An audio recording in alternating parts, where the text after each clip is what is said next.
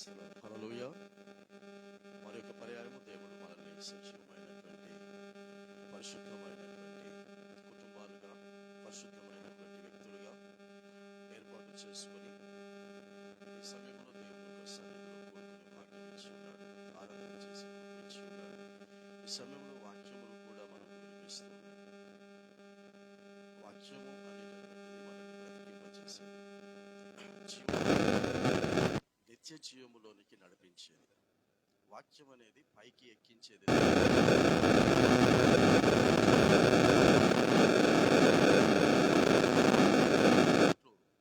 ఎక్కుతూ ఎక్కడి నుంచి అయితే ఈ వాక్యం పంపించబడిందో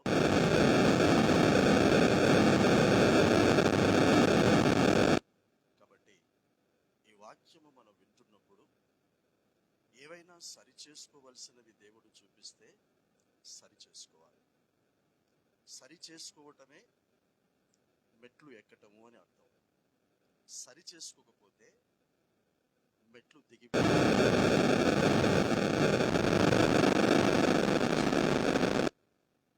మనలో ఉన్న లోపాలను ఎక్కువ మట్టుకు చూపిస్తాడు పరిశుద్ధాత్మ దేవుడు.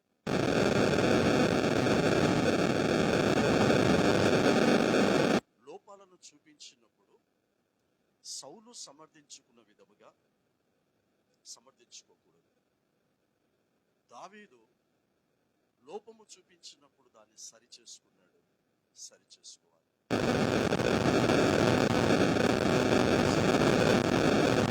నూతన నిబంధనలో బాప్తిస్మిచ్చే యోహాను కూడా మారు మనసు సువార్త అంటే మీలో ఉన్న మనలో ఉన్న లోపాలు చూపించినప్పుడు వాటిని సరి చేసుకోవడమే మన మారు మనసు జీవితం. Praise the Lord. నేను 2-3 నెలలు అయిపోయింది అనుకుంటాను కదా పాట పాడి.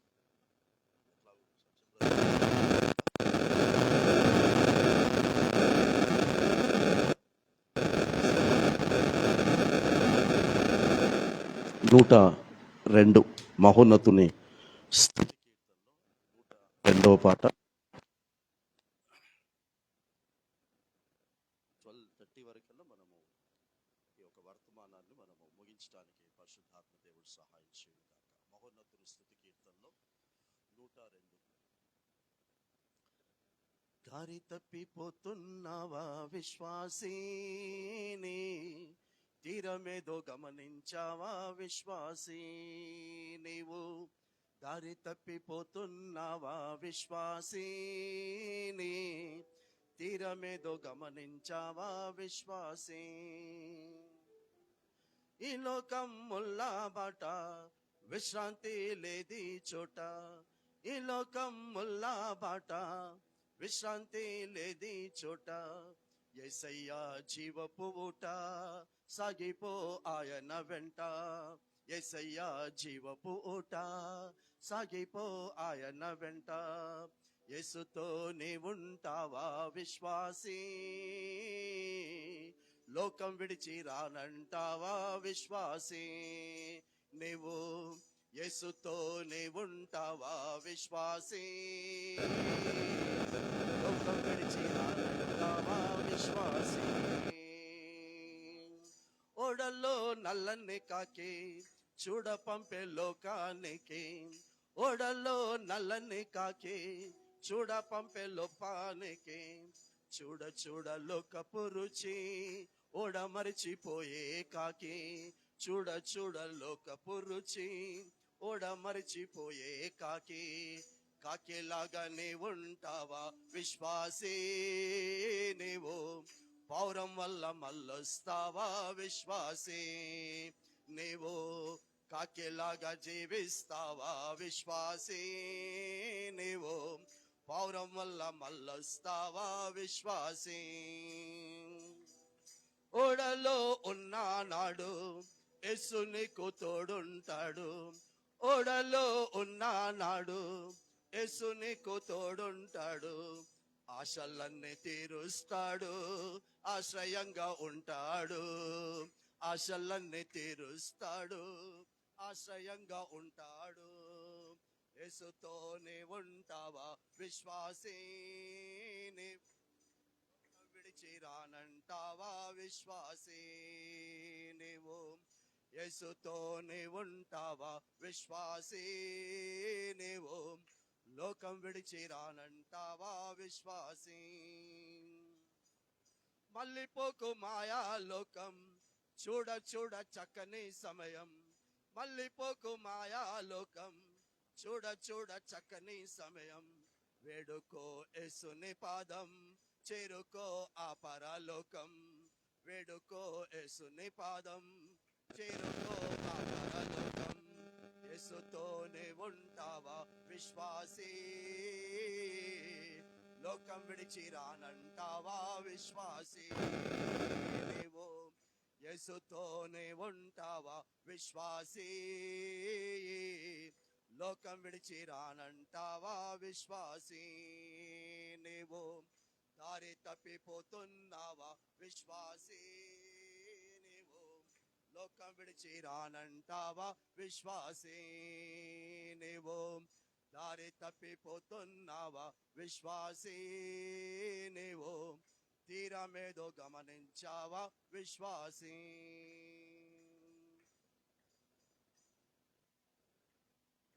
క్రైస్తవుడు హల్లెలూయా పాటల ద్వారా కూడా సువార్త అందించవచ్చు మత్తయి సువార్త 13వ అధ్యాయంలో యేసుక్రీస్తు ప్రభుల వారు ఏ వర్తమానం అయితే మనం వినబోతూ ఉన్నామో ఈ వర్తమానమును ఆలయంలో చెప్పిన వర్తమానం కాదు, ఇంకెక్కడెక్కడో చెప్పినటువంటి వర్తమానం కాదు. ఇది ఎక్కడ చెప్పాడు అంటే సముద్ర తీరమున చాలా మంది జనాలు రావటమును చూసి యేసుక్రీస్తు ప్రభుల వారు ఓడలో ఉండి చేసినటువంటి ప్రసంగము అని అంటే ఆయన గంటలు పెద్ద పెద్ద ప్రసంగాలు ఏం చేయలేదు, చిన్న చిన్న కథలు చెప్పాడు. గడిచిన నెల మనం ఒక కథ విన్నాం, యేసు చెప్పినటువంటి ఒక కథ అనగా ఉపమానం మనం విన్నాం. మరి ఎంతమంది గుర్తుందో మరి నాకైతే తెలియదు, కానీ చాలా మట్టుకైతే గుర్తుంటున్నాయి. ఈరోజు మనం వినేటటువంటిది ఉపమానము కూడా గడిచిన నెలలో దేవుని రాజ్యమును 10 మంది కన్యకలు దీపం పట్టుకొనే ఉన్నారు, వారిని పోలి ఉంది అని అన్నాడు. ఈరోజు కూడా ఉపమానము దేవుని రాజ్యమును పోలినటువంటిదే. ఆయన ఎప్పుడు వాక్యం చెబుతూ ఉన్నా కూడా ఉపమానాలు తీసుకున్నప్పుడు దేవుని యొక్క రాజ్యమును గూర్చి నేను మీకు చెప్తున్నాను, పరలోక రాజ్యమును గూర్చి నేను మీకు చెప్తున్నాను. ఈ లోకములో నుంచి మీరు ఇంకొక లోకములోనికి వెళ్ళటానికి నేను మీకు ఉపమానాలు చెప్తున్నాను, కథలు చెప్తూ ఉన్నాను. ఈ లోకములో బ్రతకటానికి నేను మీకు చెప్పటం లేదు కథలు. ఈ లోకములో నుంచి ఇంకొక లోకం, రెండు లోకాలు ఉన్నాయి. ఒకటి పాతాళ లోకం, ఒకటి పరలోకం. కాబట్టి పరలోకములోనికి ఎవరు వెళుతారు, పాతాళ లోకములోనికి ఎవరు వెళుతారు? పాతాళ లోకములోనికి వెళ్లకుండా ఈ లోకంలో బ్రతకటానికి నేను చెప్పేటటువంటి ఉపమానాలను, లేదా ఇంగ్లీష్లో పారబుల్స్ ని, లేకపోతే మనకు వాడుక భాషలో ఉన్నటువంటి ఈ కథలను అర్థం చేసుకొని బ్రతకండి అని ఈ కథలు చెప్పారు. ఇది ఓడలో కూర్చొని చెప్తున్నటువంటిది, లేదా ఓడలో నిలబడి చెప్తూ ఉన్నటువంటి ప్రసంగం ఇది. అది చెప్పేటప్పుడు ఓడలో నిలబడి ఎందుకు చెప్తూ ఉన్నాడు ఉపమానము అంటే, ఆయన చెప్పబోయేటటువంటి ఉపమానమును ఆ ఓడకు సాదృశ్యంగా చూపిస్తూ చెప్తున్నాడు. ఇప్పుడు మనము పాడినటువంటి పాట కూడా చూసినట్లయితే నోహావుకు తయారు చేసుకోమన్నటువంటి ఓడ ఏ ఓడ అనంటే అది రక్షణకు సంబంధించినటువంటి ఓడ. ఆ ఓడ దేవుడు నిర్మించుకోమన్నాడు. అది ఒక సంఘము, రక్షణ సంఘం ఓడ. ఆ ఓడలో దాదాపు 9 నెలలు ఉంది కాకి. 9 నెలలు అదే రక్షణ అనుభవంలో నోవాహుతో గడిపింది. కానీ చూసిరా అని పంపిస్తే, చూస్తే తనకి ఇష్టమైనటువంటి ఆహారం దొరకటం వల్ల అది రాలేదని చెప్తాడు. సో ఓడలో ఉండి ప్రసంగం చేస్తూ ఆ ఓడలోనికి రావటానికి ముందు ఒక సంఘటన జరిగింది. ఏ సంఘటన జరిగింది అని అంటే, యేసుక్రీస్తు ఒక ఇంటిలో సువార్త చెప్తున్నాడు. దానికి ముందు ఇంట్లో సువార్త చెప్తున్నప్పుడు చాలా మంది ఇంటి వాకిట కూడా నిలబడి లోపలికి రావడానికి కూడా అవకాశం లేనటువంటి పరిస్థితిలో ఉంటే, ఎవరో ఆ నోట ఈ నోట యేసు దాకా ఒక సమాచారాన్ని తీసుకొచ్చారు. ఏ సమాచారం తీసుకొచ్చారంటే, అయా నిన్ను కన్నటువంటి తల్లి, నీ తోడబుట్టినటువంటి సహోదరులు నీతో మాట్లాడాలని వచ్చారయ్యా. ఏం మాట్లాడాలని వచ్చారో మాకే తెలియదు, కానీ చాలా ఇంపార్టెంట్ మెసేజ్ అయితే ఇంపార్టెంట్ ఉంది అని మాత్రం వారి యొక్క ముఖ కవలికలు చూస్తే మాకు అర్థమవుతుంది. ఏదో మీకు ముఖ్యమైనటువంటి సమాచారం మాట్లాడటానికి వాళ్ళు బయట నిలబడ్డారయ్యా అని చెప్పాడు. అప్పుడు యేసుక్రీస్తు ఒక మాట అన్నాడు. ఒకసారి చదవండి. మత్తయి సువార్త 12వ అధ్యాయం 49-50 వచనాలు. 49వ అధ్యాయము 50వ వచనం. 49వ వచనం. 12వ అధ్యాయము మత్తయి సువార్త 12వ అధ్యాయము 49-50. తన శిష్యుల వైపు చెయ్యి చాపి, ఇదిగో నా తల్లి, నా సహోదరులను, ఏం చెప్తున్నాడు? పరలోకమందున్న నా తండ్రి చిత్త ప్రకారము చేయువాడు మాత్రమే నా సహోదరుడు, నా సహోదరియు, నా తల్లియు అని. ఎవరో చెప్పింది మాట కాదు, నేను నమ్మిన మన యేసు చెప్పినటువంటి మాట ఇది. పరలోకములో ఉన్నటువంటి నా తండ్రి చిత్తము ఏదో మీకు తెలియచేయటానికి వచ్చాను. తెలుసుకున్న తర్వాత తెలుసుకున్న దాని ప్రకారంగా మీరు ప్రవర్తిస్తే మీరందరూ కూడా ఆ పరలోకపు యొక్క తండ్రి పిల్లలు అవుతారు. తద్వారా మీరు నా సహోదర సహోదరులు అవుతారు. మీరందరూ కూడా నా కుటుంబ సభ్యులు అవుతారు అని చెప్పాడు. ఇది చెప్పిన తర్వాత ఆయన సముద్ర తీరమునకు వచ్చి ఇంకో ప్రాంతానికి వెళ్ళాలి అనుకున్నప్పుడు ఎంతో మంది ఆసక్తి చేత ఇంకా వాక్యం వినాలని వచ్చారట. ఇంకా వాక్యం వినాలని వస్తే ఓడలోనికి ప్రవేశించి ఆ సముద్ర ఒడ్డున ఉన్నటువంటి వారందరికీ ఒక ఉపమానం చెప్పాడు. అది చిన్నప్పటి నుంచి సండే స్కూల్లో మనం వింటున్నటువంటి ఉపమానం. నేను దాని గురించి చెప్పటం లేదు ఇప్పుడు. ఏంటంటే ఒక వ్యక్తి అనగా పొలం ఉన్నటువంటి వ్యక్తి చేతిలో విత్తనాలు పట్టుకొని చల్లటానికి వెళ్ళాడట. చల్లటానికి వెళితే విత్తనం గురించి చెప్పాడు, నేలల గురించి చెప్పాడు. విత్తనం గురించి, నేలల గురించి చెప్పాడు. విత్తనం మంచిదేనట, పడినటువంటి నేలలు చెడ్డవి అని అన్నాడు. నేల గురించి చెప్తూ విత్తిన విత్తనం మంచిదే, కానీ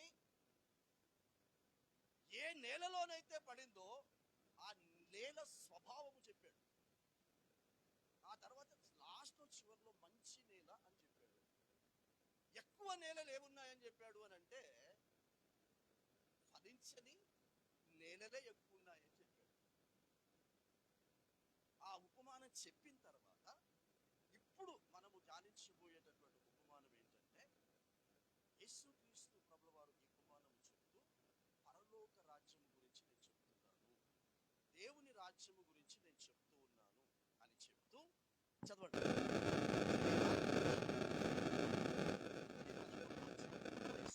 13వ అధ్యాయం 24వ వచనం.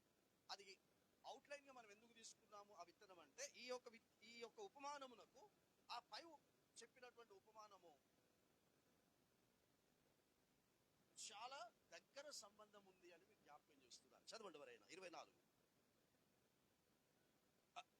చెప్పాను. పరలోక రాజ్యము తన పొలములో, బాగా వినండి అమ్మ, బాగా అర్థం చేసుకోండి. తన పొలము, ఎవరో పొలం కాదట. సో ఈ పొలము ఈజ్ ఈక్వల్ టు మత్తయి సువార్త 16వ అధ్యాయం 18వ వచనం. ఇదే మత్తయి సువార్తలోనే 16వ అధ్యాయం 18వ వచనం. మరియు నీవు పేతురువు, ఈ బండ మీద నా సంఘమును కట్టుకుంటాను. పొలము ఈజ్ ఈక్వల్ టు సంఘం. అందుకే తన పొలము అన్నాడు. తన పొలము ఈజ్ ఈక్వల్ టు ఇప్పుడు ఏంది? తన సంఘము. ఆమేన్. ఇది అయ్యగారి సంఘం కాదు. మీరు అనుకోవచ్చు ఇది సామెలయ్య గారి యొక్క సంఘం అని మీరు అనుకుంటే మీరు పప్పులో కాలేసిన వాళ్ళు అవుతారు. ఇది ఎవరి సంఘము? నువ్వు ఎవరి సంఘము? నువ్వు ఎవరి వ్యక్తివి? దేవుని సంఘము. ఆయన ఎలా ఎలా నిన్ను కొనుక్కున్నాడు? ఆయన పవిత్రమైనటువంటి పరిశుద్ధమైనటువంటి రక్తం ఇచ్చి నిన్ను కొనుక్కున్నాడు. 6:19 చదవండి అమ్మ ఎవరైనా.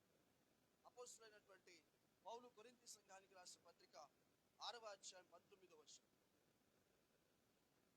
నీ దేహము దేవుని వలన నీకు అనుగ్రహింపబడి, తన పొలము గురించి చెప్తున్నాను. ఇది పొలము అంటే ఏంటో, మీలో ఉన్నటువంటి పరిశుద్ధాత్మకు ఆలయమై ఉన్నదని మీరు ఎరగరా? అగ్గో, మీరు మీ సొత్తు కాదు, విలువ పెట్టి కొనబడిన వారు. కొనుక్కున్నాను మిమ్మల్ని. యేసు చెప్తున్నాడు, మిమ్మల్ని నేను కొనుక్కున్నా, మీరు నా సొత్తు, మీరు నా పొలం, మీరు నా ఆలయం, మీరు నా సంఘం. కాబట్టి నా సంఘం అయి ఉన్న నా సొత్తైన మీలో ఏం చేస్తున్నాడట? విత్తనమును విత్తాడట. చదవమ్మా, మత్తయి సువార్తలోకి వచ్చేయండి. తన పొలములో మంచి విత్తనము విత్తిన ఒక మనుష్యుని పోలి ఉన్నది. పరలోక రాజ్యము పోలిక. గడిచిన నెలలో 25వ అధ్యాయములో పరలోక రాజ్యము ఒక పోలిక. ఏది? 10 మంది కన్యలు. వారు సంఘములోనే ఉన్నారు, వారు వాక్యమును వింటూనే ఉన్నారు, వారు ఎప్పటిదాకా ఉన్నారు, పెళ్లి కుమారుని కొరకు ఎదురు చూస్తూనే ఉన్నారు. కానీ చివరిలో తేలింది ఏంట్రా అంటే అందులో 5. ఇప్పుడు ఇక్కడ చూస్తే తన సంఘములో తన బిడ్డలలో తన విత్తనమును విత్తేటటువంటి దేవుని యొక్క రాజ్యము, పరలోక రాజ్యమును పోలికగా చూపిస్తూ ఉన్నాడమ్మా. ఈ రోజున దేవుడు నిన్ను నన్ను ఎంతగానో ప్రేమించి పైన చెప్పినటువంటి విధముగా వాక్యము అనే విత్తనము మనలో విత్తటం లేదు. Please don't get confused.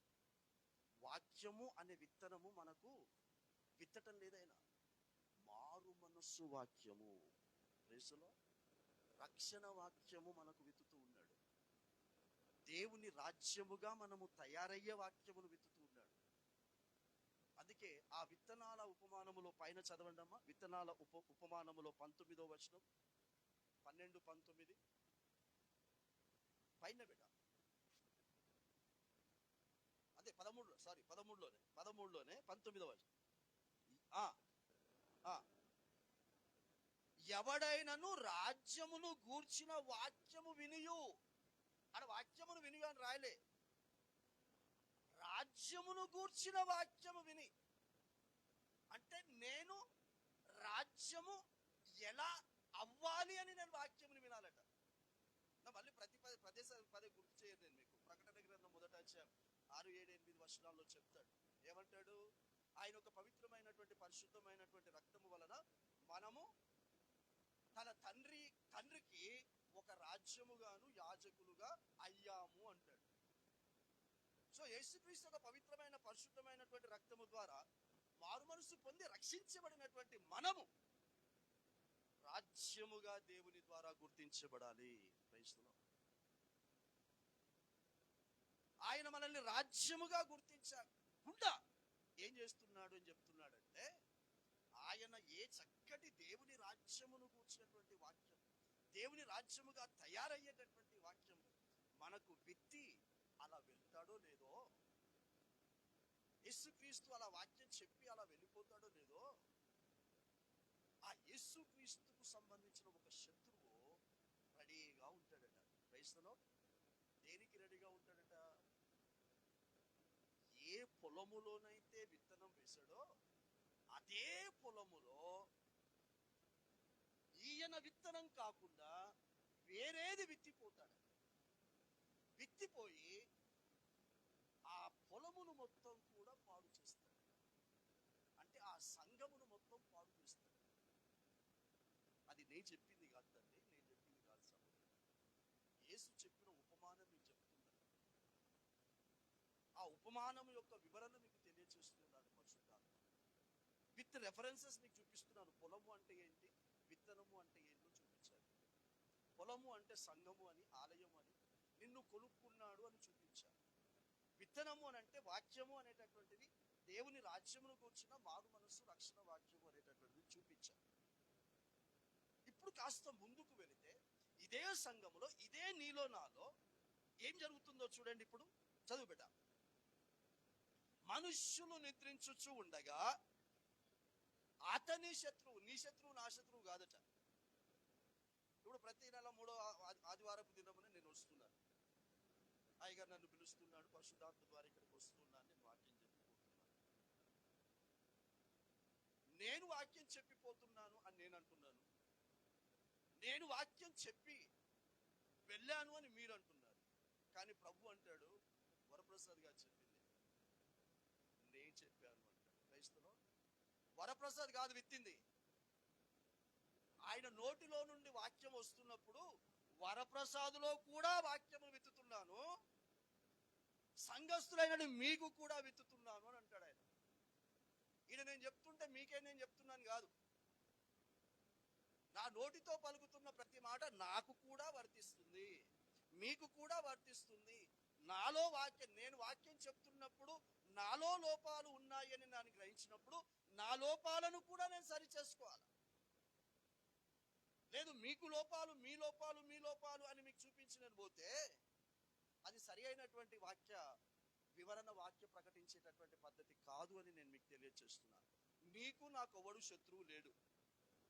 నేను వాక్యం చెప్తే నేను ఇక్కడ వాక్యం చెప్పాను అని అనుకొని నువ్వు నాకు శత్రువు అయితే నాకు వచ్చే నష్టం ఏం లేదు. అయ్యగారు వాక్యం చెప్తూ ఉంటుంటే అయ్యగారికి నువ్వు శత్రువు అయితే అయ్యగారికి వచ్చే నష్టం ఏం లేదు. ఎవరి ద్వారా వాక్యం వినిపిస్తున్నా వినిపించేవాడు మాత్రం నువ్వు నమ్మిన యేసయ్య పరిశుద్ధాత్మ దేవుడు. క్రైస్తవులో అందుకే అక్కడ రాయబడినటువంటి మాట ఏమంటే తన శత్రువు అన్నాడు. ఎవరి శత్రువు? ఎవరి శత్రువు అమ్మా? నీ శత్రువు కాదు. తన పొలము అన్నాడు, తనకు సంబంధించిన విత్తనము అన్నాడు. ఈ తన పొలములో తన విత్తనము విత్తుతున్నటువంటి వాడికి ఒక శత్రువు ఉన్నాడట. ఆ శత్రువు పేరే అపవాది సాతాను. Praise the Lord. అపవాది సాతాను ఇప్పటికీ వాడు పని చేస్తూనే ఉన్నాడు. ఎవరి పట్ల పని చేస్తున్నాడంటే వాక్యము వింటున్నటువంటి వారి పట్ల చేస్తున్నాడు. Praise the Lord. బ్రహ్మాండమైనటువంటి రక్షణ వాక్యం, మారు మనస్సు వాక్యం, రహస్య రాకడ సిద్ధపాటు కలిగినటువంటి వాక్యము ఏ సంఘములో ఉంటుందో ఆ సంఘములో అపవాది సాతాను గాడు వచ్చి ఏం చేస్తున్నాడు అని చెప్పాడు అక్కడ ఉపమానములో. అంటే చదువు పెట్ట. గోధుమల మధ్యను గురుగులు, ప్రైజ్ ది లార్డ్, హల్లెలూయా, గురుగులు విత్తిపోయాడట. గోధుమలు పనికొచ్చేటివి, గురుగులు పనికి రానివి. నీకు వాక్యము అందిస్తుంది నిన్ను పనికొచ్చేవాడిగా, పనికొచ్చేదానిగా, పనికొచ్చేవారిగా చెయ్యాలని ఆయన మనకు ఈ వాక్యమును వినిపిస్తే ఈ అపవాది సాతాను వచ్చి ఏం చేస్తాడంటే పనికి మాలినటువంటి వాళ్ళను కూడా సంఘములో తయారు చేస్తాడు. తన పొలములో ఇప్పుడు ఏమేమి ఉన్నాయి చెప్పండి అమ్మా? పనికొచ్చే విశ్వాసులు ఉన్నారు, పనికి రాని విశ్వాసులు ఉన్నారు. ఇద్దరి పేర్లు విశ్వాసులే. ఎందుకు ఈ మాట చెప్తున్నాను అనంటే మీరు అపోస్తుల కార్యము 10వ అధ్యాయం 11వ వచనం, 10వ అధ్యాయం 11వ మీరు చదువుకుంటే 10వ అధ్యాయంలో మహాద్భుతమైనటువంటి కార్యం జరిగింది. అపోస్తుల కార్యం 10వ అధ్యాయంలో. ఆ 10వ అధ్యాయం మీరు చదువుకుంటే మీరు ఏమనుకుంటారు అని అంటే, ఆ ప్రారంభంలో మనం చదువుకుంటే ఇప్పటి కూడా నేను మిమ్మల్ని అడిగితే కొర్నేలు కుటుంబం ఎలాంటి కుటుంబం అంటే మీరేం చెప్తారు? దేవుడు ఇష్టపడిన కుటుంబమే అంటారు. ఎందుకంటే ఆయన దేవుని యందు భక్తి గలవాడని రాయించాడు, బహుధర్మము చేయువాడని రాయించాడు, నిత్యము ఎడతెగక ప్రార్థన చేయువాడని రాయించాడు. అంత భయము భక్తి కలిగి బహుధర్మము చేస్తూ నిత్యము ప్రార్థన చేస్తున్నటువంటి ఆ వ్యక్తికి, ఆ ఇంటి సభ్యులకు మళ్ళీ వాక్యం ఎందుకు? Why they need the word of God. పేతురునే పిలిపించుకొని పేతురు ద్వారానే ఎందుకు వాక్యం చెప్పించుకోమన్నాడు అంటే మనుషుల దృష్టిలో అతడు దేవుని యందు భయము భక్తి కలిగిన వాడు, మనుషుల దృష్టిలో నిత్యము ఎడతెగక ప్రార్థన చేయువాడు, మనుషుల దృష్టిలో బహుధర్మము చేయువాడు, కానీ దేవుని దృష్టిలో కాదు నా ప్రియ బిడ్డ. Praise the Lord. దేవుని దృష్టిలో ఆ గుర్తింపు పొందలేదు. ఆ మాట మీరు పేతురు గారి మాటల్లోనే మనం చదువుదాం. పేతురు ఈ మాట చెప్పాడు, ఎందుకు నన్ను వాళ్ళ ఇంటికి పంపించాడు అని చెప్తాడు అని అంటే, ఎందుకు చెప్తాడు ఆ మాట అంటే, అమ్మ వినండి నా ప్రియ బిడ్డలారా, యేసు కొర్నేలి ఇంటికి వెళ్ళటానికి సిద్ధపడుతున్నప్పుడు ఆయనతో పాటు ఆయన సువార్త విని రక్షించబడినటువంటి యూదులు, ఆయన ద్వారా బాప్తిస్మం పొందినటువంటి యూదులు, వాళ్ళకి ఏం పేరు పెట్టారు అని అంటే విశ్వాసులు అని పేరు పెట్టారు. రక్షింపబడిన యూదులకు పెట్టిన పేరు విశ్వాసులు. ఆ విశ్వాసులు 6 విశ్వాసులు పేతురు పోతూ ఉంటుంటే, అయ్యా మేము కూడా వస్తాము అని అన్నారు. ఏ ఇంటికి పోతున్నాడో తెలుసు వాళ్ళకి, పోకూడదు అన్న వాళ్ళ ఇంటికే వెళ్తున్నాడు. ఈ సంగతి తెలుసు. వెళ్ళారు. వెళ్ళిన తర్వాత అక్కడ మహాద్భుతమైనటువంటి దేవుని కార్యం జరిగింది. ఆ మహాద్భుతమైన దేవుని కార్యం జరిగితే దాని గురించి మాట్లాడుకోలేదు, దాని గురించి చర్చించలేదు. కానీ పేతుర్ని పట్టుకొని ఏమని ప్రశ్నిస్తున్నారో తెలుసా? అసలు నువ్వు అన్యుడైనటువంటి కొర్నేలి ఇంటికి పోయి ఎందుకు చేతులు కడిగి భోజనం చేశావని అడిగారు. విశ్వాసం. ఆయన సువార్త విని మారు మనస్సు పొంది బాప్తిసం పొందుకున్న ఆ యొక్క వాళ్ళు ఈయనను ముఖం పట్టుకొని అడుగుతున్నారు, ఎందుకు నువ్వు వాళ్ళ ఇంటికి వెళ్ళావు అని చెప్పినప్పుడు ఆయన సంజాయిషి చెప్పుకుంటున్నాడు. 11వ అధ్యాయం ఒకసారి చదువు పెట్ట ఆ మాట. 10వ అధ్యాయంలో చివరి వచనము చదివి ఆ తర్వాత 11వ అధ్యాయంలోనికి వెళ్ళు బిడ్డ.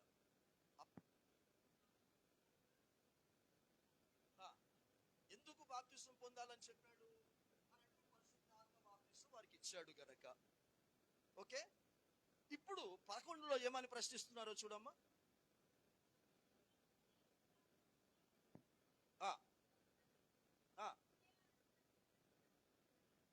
వినిరి, పేతురు యెరూషలేమునకు వచ్చినప్పుడు సున్నతి పొందిన వారు అంటే, ఇప్పుడు 46వ వచనం చదివేట, 45వ వచనం 10వ అధ్యాయం 45 కరెక్ట్ బేట. సున్నతి పొందిన వారిలో పేతురుతో కూడా వచ్చిన విశ్వాసులందరూ, ప్రైజ్ ది లార్డ్, వింటున్నారమ్మా? సున్నతి పొందినటువంటి యూదులు ఈయన వాక్యము ద్వారా రక్షించబడి మారుమనసు పొంది బాప్తిసం పొందిన వారికి విశ్వాసులని పేరు పెట్టారు. విశ్వాసులని పేరు పెట్టినటువంటి వీరు 11వ అధ్యాయములో మేము పనికి మాలిన విశ్వాసులం అని రుజువు చేసుకుంటున్నారు. Praise the lord. ఏ విషయంలో పనికి మాలిన విశ్వాసులు? వాళ్ళు ప్రశ్నిస్తున్న ప్రశ్న చూడండి అక్కడ, చదువుబెట. నువ్వు సుందని పొందని వారి యొద్దకు పోయి వారితో కూడా భోజనము చేసితివని అతనితో వాదము పెట్టుకొనిరి. పోట్లాడుతున్నారట పేతురుతో, వాదం. ఎందుకు పోయినావు వాళ్ళ ఇంటికి? పోతే పోయావు, వాళ్ళతో కలిసి నువ్వు ఎందుకు భోజనం చేసావు? వాళ్ళ ఇంట్లో నువ్వు స్వార్థం ఎందుకు చెప్పావు అని చెబితే ఆయన 11వ అధ్యాయం సంజాయిషి ఇచ్చుకుంటూ, పేజ్ తిప్పెట్ట, 11వ అధ్యాయంలో సంజాయిషి ఇచ్చుకుంటూ, ప్రభు దూత నన్ను పొమ్మంటే నేను పోయానని చెప్పుకుంటూ 14వ వచనం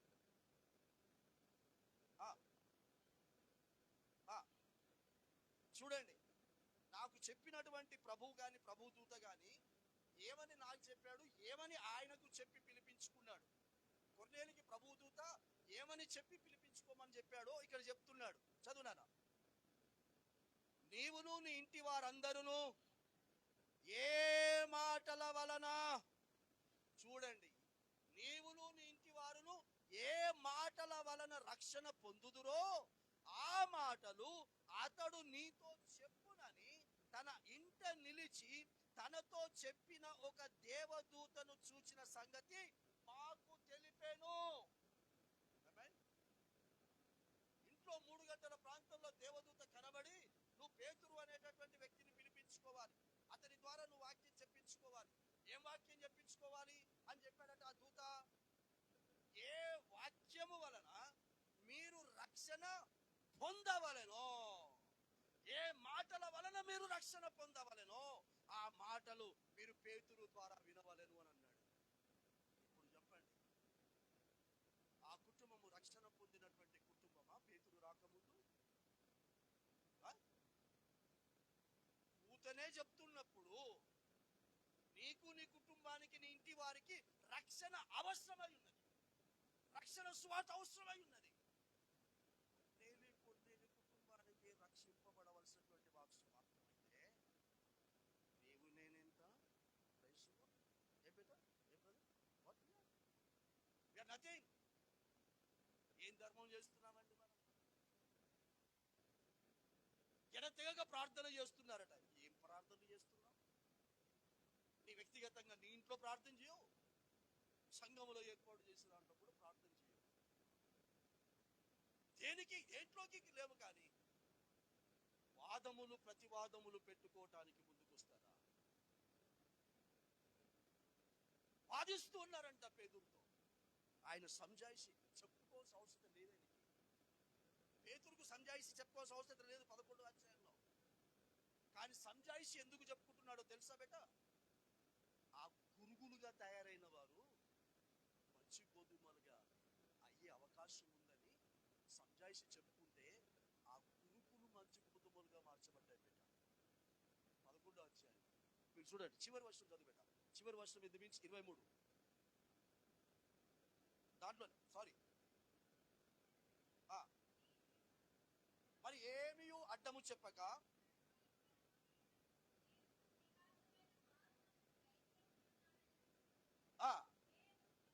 ప్రైజ్ ది లార్డ్, హల్లెలూయా. పేతురుతో వాదం పెట్టుకోవడానికి వచ్చిన వాదించిన వారు చివరిలో ఏం తెలియంది బేట? దేవుని నామమును మహిమపరచుచు తిరిగి వెళ్ళారట. అన్యులు సైతము రక్షణ వాక్యం, మారు మనసు వాక్యం విని రక్షించబడ్డారు అని సంతోషించి వెళ్ళారు. అంతకుముందు దాని గురించే పట్టించుకొని వాళ్ళు తర్వాత దాని గురించి పట్టించుకొని వెళ్తూ ఉన్నటువంటి విషయం గమనిస్తే, ఈరోజు పనికి మాలినటువంటి విశ్వాసులుగా ఉన్నటువంటి సంఘములో యేసుక్రీస్తు శత్రువు అయినటువంటి అపవాది సాతాను పనికి మాలిన విశ్వాసులను కూడా ఉంచుతాడు. పనికి మాలిన విశ్వాసులు మాత్రమే కాదండి, పనికి మాలినటువంటి సువార్త ప్రకటించేటటువంటి వారు కూడా ఉంటారు. విత్తేటటువంటి వాడు అంటే ఎవరో బిడ్డ చెప్పేటోడే కదా వాక్యం. ఇప్పుడు నేను ఇక్కడ నిలబడి నేను వాక్యం చెప్తూ ఉన్నాను. ఇప్పుడు నేను నాకు ఒక సువార్థికుడు అని పేరు నాకు ఇచ్చాడు దేవుడు. సువార్థికుడు అని పేరు పెట్టుకొని మీకు సువార్త చెప్తున్నాను. మీకు కూడా వార్త చెప్తాడు. ఎలా వార్త చెప్తాడంటే సువార్థికుడు అని పేరు పెట్టుకున్న వాళ్ళతో చెప్పాడు వాడు. సేవకులు అని పేరు పెట్టుకున్న వారితో చెప్పడు, విశ్వాసులతో చెప్పిస్తాడు. ఆమేన్. మీరందరూ వాక్యం వింటారు కదా, మీతో పాటు ఇతరులు కూడా వాక్యం వింటారు కదా. పనికొచ్చిన వారు వింటారు, పనికి మాలిన వారు కూడా వింటారు. పనికి మాలిన వాళ్ళు వచ్చి ఈ పనికొచ్చినటువంటి వారికి చెప్పి చెడగొడతారు. క్రైస్తవులు అందుకే ఈ ఉపమానమును అర్థం చేసుకుంటూ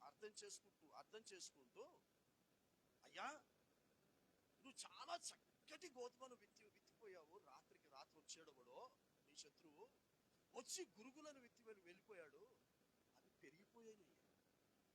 మంచి గోధుమ పంటతో పాటు ఈ గురుగుల పంట కూడా పెరుగుతుంది. ఈ మొదట్లోనే తుంచేయమంటావా అని అడిగారు. Praise the Lord. ఈ మొదట్లోనే ఈ గురుగులను కట్ చేసి తీసేయమంటావా అని ఈ పొలము కలిగినటువంటి వ్యక్తి దగ్గరికి వచ్చంటే ఆ వ్యక్తి అంటున్నాడట, ఏమంటున్నాడు చెప్పండి? పనికొచ్చేటటువంటి గోధుమలతో పెరుగుతూ ఉన్నటువంటి పనికిరాని గురుగులను మీరు పెరికి పారవేయాలని ప్రయత్నం చేస్తే పనికొచ్చేటటువంటి మంచి గోధుమలు కూడా పెరికి వేయబడే అవకాశం ఉంటుంది. Praise the lord. సో మీరు గురుగుల గురించి పట్టించుకోకండి అని చెప్పాడు. ఆమేన్. నేను చెప్పలేదు, యేసు చెప్పాడు.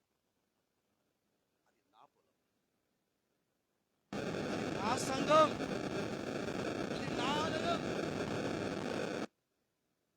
వాటిలో పనికొచ్చేటివి పనికి రానివి గురించి నాకు చింత, ఎవ్వరికి చింత అవసరం లేదన్నాడు. Praise the Lord. I will take care of that church.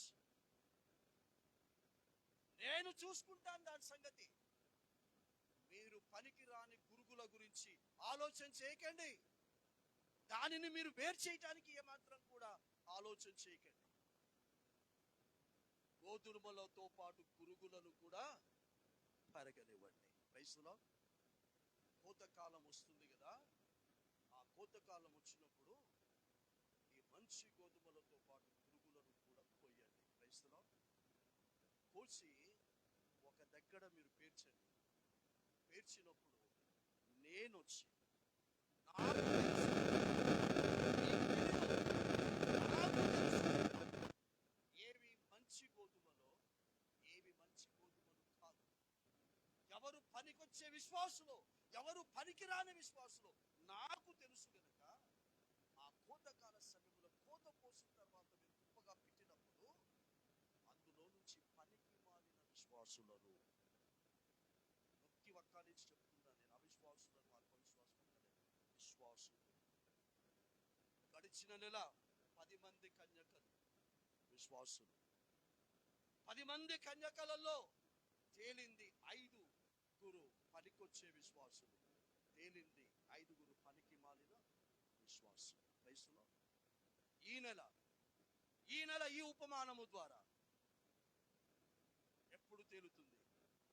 నీ సంగతి ఎప్పుడు తేలుతుంది? యేసు రహస్య రాకడలో. Praise the lord. యేసు రహస్య రాకడలో. నువ్వు సంఘాన్ని పాడు చేస్తున్న దానివా? నువ్వు సంఘాన్ని పాడు చేస్తున్న వాడివా? నీ కుటుంబాన్ని పాడు చేసుకుంటున్న దానివా? నీ కుటుంబాన్ని బాగు చేసుకుంటున్న దానివా? నీ బ్రతుకును బాగు చేసుకుంటున్న దానివా? నీ బ్రతుకును పాడు చేసుకుంటున్న దానివా? ఇప్పుడు తెలియదు నీకు నా ప్రియ బిడ్డ. Praise the Lord. ఇప్పుడు తెలియదు. ఆయన వచ్చినప్పుడు తెలుస్తుంది. ఆ పనికి మాలిన విశ్వాసులందరినీ కూడా యేసుక్రీస్తు ప్రభువారు ఏరి పక్కన పెట్టి ఏం చేయమంటున్నాడు అంటే, అప్పుడు కాల్చటానికి అప్పగించండి. అదే ఉందా బిడ్డ ఉపమానంలో? నేను చెప్పింది ఉందిగా, ఎందుకంటే టైం దగ్గర పడుతుంది కాబట్టి నేను చదివించలేదు. సో తన పొలము అన్న ఈ సంఘములో, తన పొలము అన్న ఈ సంఘములో, తన పొలము అని చెప్పుకుంటున్న క్రైస్తవ సంఘాలలో పురుగులు ఉంటాయి. పనికి మాలిన ప్రార్థనలు చేసేవాళ్ళు ఉంటారు. పనికి మాలిన ఆరాధనలు చేసేవాళ్ళు ఉంటారు.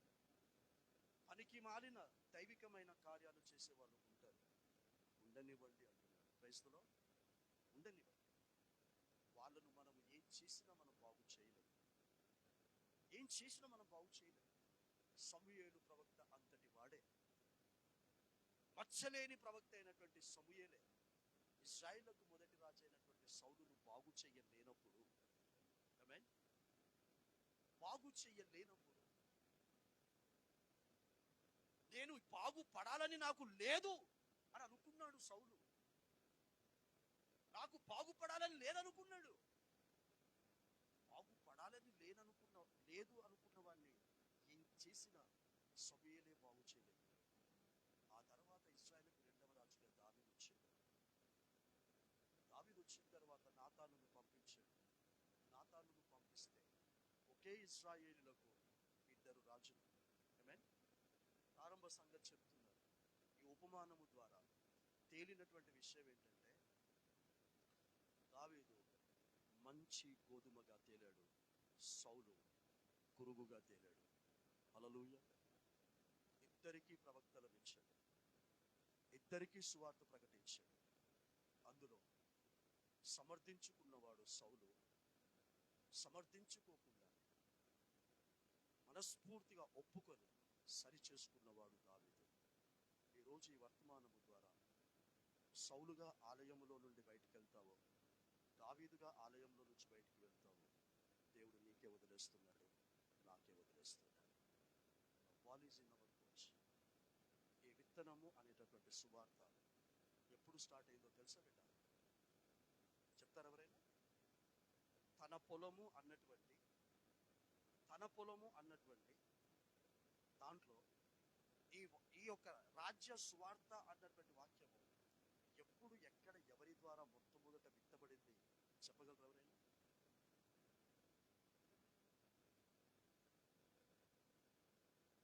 ఇంకా ఎవరైనా? మొట్టమొదట ఆదికాండం 2వ అధ్యాయములో తన పొలము అయినటువంటి ఆదాము, క్రైస్తలో తన సంఘము అయినటువంటి ఆదాములో. ఇప్పుడు సహోదరి చదివింది కదా, కొరింథీ సంఘం రాసిన మొదటి పత్రిక 6:19, పరిశుద్ధాత్మ నివసించే ఆలయం. కాబట్టి తన పొలము, తన సంఘమైనటువంటి ఆదాములో విత్తాడా లేదా బిడ్డ? అమ్మా 2:17 విత్తాడా లేదా? ఈ పండు తిను దినమున నీవు నిశ్చయముగా చచ్చెదవని నరునికి ఆజ్ఞాపించను. ఏమయ్యాడు? మంచి విత్తనం విత్తాడుగా. ఈ ఉపమానం నుంచి చెప్తున్నా నేను మీకు, కొత్తదే చెప్పట్లే.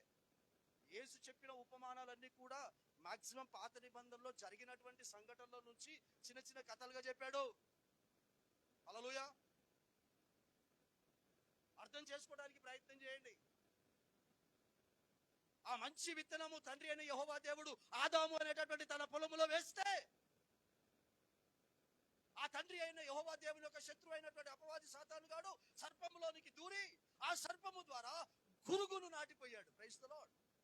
నిశ్చయముగా చచ్చదవని చెప్పిపోతే మీరు నిశ్చయముగా చావరని చెప్పిపోయాడు. ఆమేన్.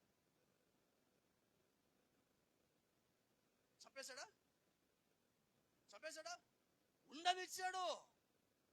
ఉండనిచ్చాడు. తర్వాత చూసుకుంటాను అన్నాడు. Praise the Lord. తర్వాత చూసుకుంటాను. ఎప్పుడు చూసుకుంటావయ్యా? నీతిమంతుల విశ్వాసుల పట్టిక నేను రాయిస్తాను చూడు. అపోస్తులైన పౌలు ద్వారా నీతిమంతుల విశ్వాసుల పట్టిక రాయిస్తా. అప్పుడు తెలియజేస్తా ప్రపంచానికి. ఏం తెలియజేస్తా? వాడు పనికి మాలిన వాడు అని నేను రాయిస్తాను. వాడి పేరే రాయించను. ఆ తర్వాత 2వ సువార్త, ఆ తర్వాత తన పొలము అయినటువంటి విత్తనం విత్తింది కయ్యూనుకు విత్తాడు. ఆమేన్. ఆదాము కొడుకు అయినటువంటి ప్రథమ సంతానం జ్యేష్ఠ కుమారునికి విత్తాడు. ఏం విత్తాడు? 4వ అధ్యాయం 5వ వచనములో, అయ్యా కయ్యూను నన్ను చూడండి అయ్యా, నీకెందుకురా కోపం? నీకెందుకు కోపం? నీ అర్పణను నేను ఎందుకు అంగీకరించలేదో, నిన్ను నేను ఎందుకు అంగీకరించలేదో నేను చెప్తా విను. దేవుడు చెప్పాడమ్మా, నీ అర్పణ నేను ఎందుకు అంగీకరించలేదు, అసలు నిన్ను కూడా నేను అంగీకరించలే. ఎందుకు చెప్తా విను. నీలో కోపం ఉన్నందుకు. Praise the Lord. నీలో ముఖము చిన్నబుచ్చుకునే అలవాటు ఉంది. ఆమేన్. ఎవడైనా నీకు మంచి చెప్తే మంచి చెప్పినోని మీద అలిగే స్వభావం నీకుంది. ఆమేన్. మంచి చెప్పినోడు బ్రతుకు నువ్వు మార్చుకుంటే, నీకు బ్రహ్మాండమైన భవిష్యత్తు ఇహమందును పరమందు ఉంటే, నువ్వు అలిగి బ్రతికేటటువంటి అలవాటు ఉంది కొడుక, అలవాటు ఉంది బిడ్డ. అందుకని నీ అర్పణను నిన్ను అంగీకరించలే. ఈ రెండుటిని నువ్వు తీసేసుకొని నువ్వు మరలరా. ఈ కోపం తీసేసుకొని, అలిగే మనస్తత్వం తీసేసుకొని మళ్ళీ రా. నువ్వు ఏమిచ్చినా తీసుకుంటా, నిన్ను కూడా తీసుకుంటాను బిడ్డ అని చెప్పి పంపించాడు బిడ్డ. ఆమేన్. ఈ సువార్త విన్న తర్వాత, ఈ వాక్యం విన్న తర్వాత కోపము ఎక్కువ చేసుకున్నాడు. అలిగేటటువంటి దాన్ని ఎక్కువ చేసుకొని ఆ తర్వాత హేబేలును చంపాడు. ఆమేన్. హేబేలును చంపిన తర్వాత సువార్త చెప్పలేదు నాన్న. ఈ సువార్త విన్న తర్వాత హేబేలుని చంపాడు. ఇప్పుడు చెప్పండి, ఇక్కడ విత్తనము విత్తిన తర్వాత కూడా గురువుగా బయటకు వచ్చిన వాడు కయ్యూను. Praise the lord. గురుగులు కాకండి రా. 2 చేతులెత్తి జోడించి మిమ్మల్ని వేడుకుంటున్నాను. వాక్యానికి పెడర్థాలు తీయకండి రా. క్రైస్తవ వాక్యానికి పెడర్థాలు తీయకండి. ఆయన నిన్ను తన సంఘముగా, తన సొత్తుగా ఆయన వచ్చినప్పుడు నిన్ను తీసుకుని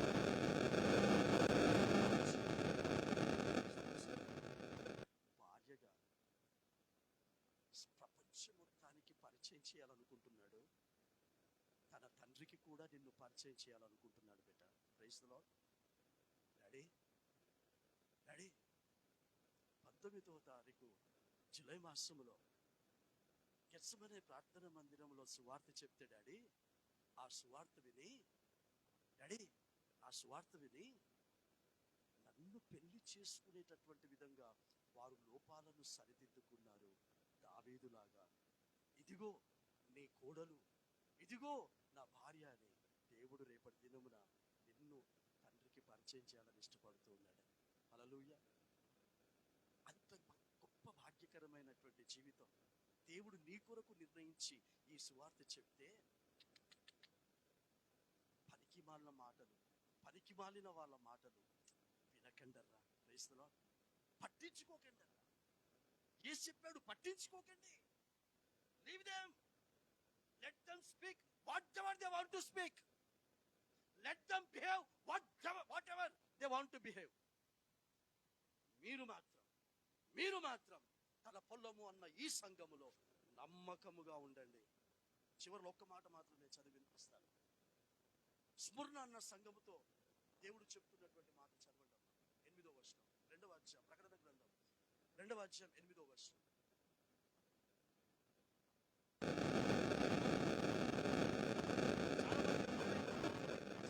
సంఘం అండి, అది రాష్ట్రానికి అన్ని విధాలుగా సంఘం సిద్ధంగా ఉన్నటువంటి సంఘం అని మాత్రమే ఫిలదెల్ఫియా గురించి చెప్తారు. ఇది ఇంతకు ముందు కూడా చెప్పాను, మళ్ళీ గుర్తు చేస్తున్నాను మీకు.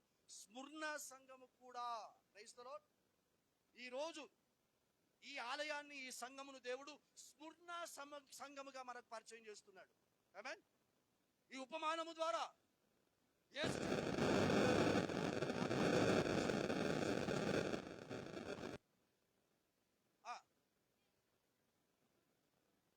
ఏమనగా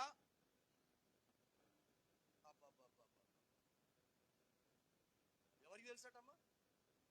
అమ్మ నీ శ్రమ, నువ్వు పడుతున్న శ్రమ, నువ్వు పడుతున్న అవమానం, నువ్వు పడుతున్న నింద, నువ్వు అనుభవిస్తున్న ప్రతి విధమైనటువంటి దరిద్రత స్థితి నేను ఎరుగుదూనని ప్రభు చెప్తున్నాడమ్మా. అయినను నువ్వు ధనవంతురాలివి. ఆమేన్. ఎవడైనా నిన్ను దరిద్రురాలు అంటే అననీయమ్మా, ఎవడైనా నిన్ను పనికి మాలిన దాని అంటే అననీయండి. కానీ ప్రభు అయితే అంటలేడుగా నిన్ను. ప్రభు ఏమంటున్నాడు? నువ్వు పనికొచ్చే మంచి గోధుమ విశ్వాసాలి. తర్వాత గురుగులు, వీళ్ళు గురుగులు యూదులమని చెప్పుకొనుచు యూదులు కాక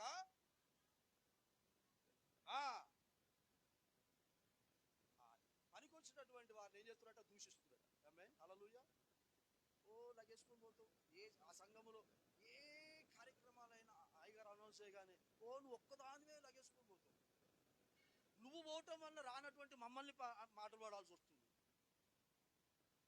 దూషిస్తున్నారట వచ్చిన వాళ్ళను, దైవిక కార్యక్రమాలు పాల్పొందుతున్న వారిని దూషిస్తూ ఉన్నారు గురుగులు. భయపడకుము,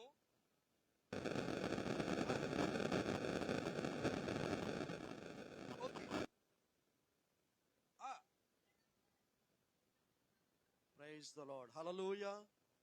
అమ్మా, గురుగుల గురించి ఆలోచన చేయకండి, గురుగుల మాటలు వినకండి, బాధపడకండి, దిగులు పడకండి. నీ విశ్వాస జీవితంలో అల్ప విశ్వాసముగా మార్చుకుంటుంట మరణము వరకు నమ్మకముగా ఉండండి. ఆమేన్. మరణము వరకు మీరు నమ్మకముగా ఉండండి. ఇదిగో నేను మీకు జీవ కిరీటమును ఇస్తూ ఉన్నాను. హల్లెలూయా.